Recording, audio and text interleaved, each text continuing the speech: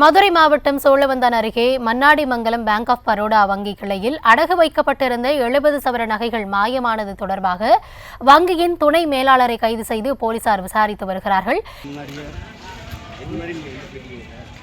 மதுரை மாவட்டம் சோழவந்தான் அருகில் உள்ள மன்னாடிமங்கலம் கிராமத்தில் பேங்க் ஆஃப் பரோடா வங்கி சுமார் 40 ஆண்டுகளாக செயல்பட்டு வருகிறது.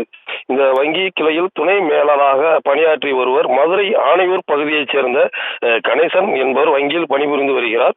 இந்த நிலையில் வங்கியின் மேலாளர் அறிவுறுத்தின்படி வங்கியில் ஆய்வு மேற்கொண்ட போது அந்த ஆய்வின் போது 9 வாடிக்கையாளர்களின் சுமார் 70 சவரன் நகை அடகு வைத்த நிலையில் அடகு வைப்பதற்கான வருகை பதிவேட்டில் பதிவு செய்த நிலையில் லாக்கரில் நகை காணாமல் போனதை தெரிய வந்தது.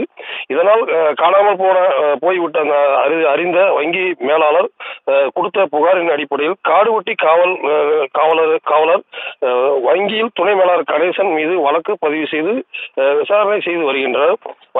வங்கியில் கடனுக்காக அடகு வைத்த அந்த வாடிக்கையாளர்களின் 70 சவரன் நகை வங்கியில் லாக்கரில் காணாமல் போனது வழக்கில் துணை மேலாளர் கணேசன் தற்போது கைதாகி இருப்பதால் அந்த பகுதியில் பெரும் அச்சத்தையும் பரபரப்பும் ஏற்படுத்தியுள்ளது.